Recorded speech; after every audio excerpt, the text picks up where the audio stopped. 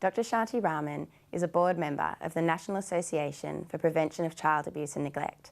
Rather than an inactive figurehead, she's also a practicing paediatrician. In fact, she's the paediatrician in charge of child protection services in southwestern Sydney. She's also established a number of specialised clinics for vulnerable children, including Aboriginal and refugee children. She joins us today. Hi Shanti, thank you so much for joining us. Hello. With child prevention, I know that you do say children. Does that involve everybody under 18? Or Yes. So is there more focus on younger kids, or does it really extend to adolescence where we do really start to see those effects through substance abuse, homelessness and all these other things studies have shown? That's a really very good question. We take our remit as everyone under 18 years of age, and we take that straight from the Convention on the Rights of the Child, which states that everyone is a child till they reach 18. So we're really thinking about children 0 to 18. By 0, we actually mean those who are unborn as well. So really, when you're thinking about prevention, it's right from pregnancy onwards or even preconception. So the question about who do we target or who do we mean by children? We're talking about children and young people. Prevention, really, there are peaks at which child abuse actually occurs, and we know that infants and young children are very much at risk. So a lot of our prevention focus is about strengthening pregnancy and the perinatal period, so with things like home visiting programs and good early childhood programs.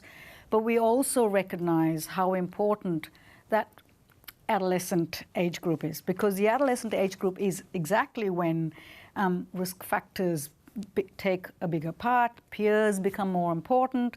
So yes, children as young people might move on to going down a risky pathway. It is also a peak time at which we can influence young people to establish good intimate partner relationships, respectful relationships, and so that we can model intergenerational change, if you know what I mean. So they will be the future parents of the next generation. So I think that's a wonderful question. Who do we focus on?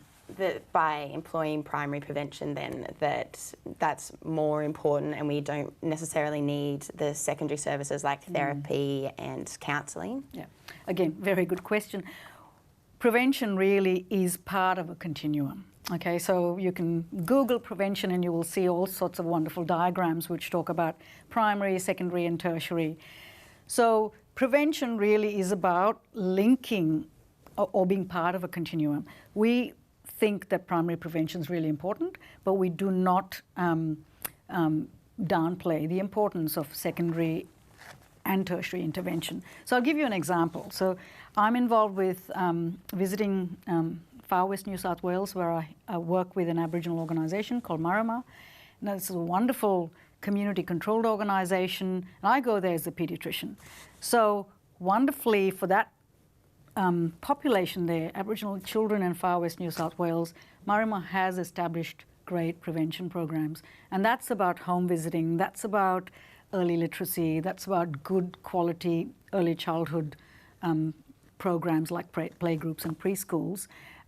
So they have established a whole lot of primary prevention programs. And then the secondary prevention would be about ensuring that they identify children who might be at risk and making sure that they are following them and tracking them. Okay?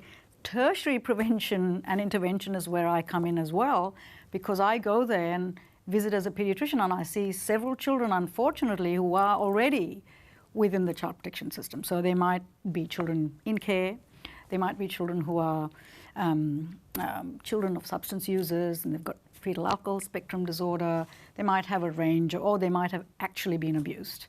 And so the focus then is that you ameliorate the damage that might have occurred. So does that explain the whole thing? Yeah, definitely. And I know I've seen studies that show that Aboriginal and Indigenous children are being abused at 6 times more than the wider population. So it's understandable that that's a massive thing. Well, thank you so much for coming in today, and that's a great lot of information, and hopefully we can help people to start to play their part. Thank you.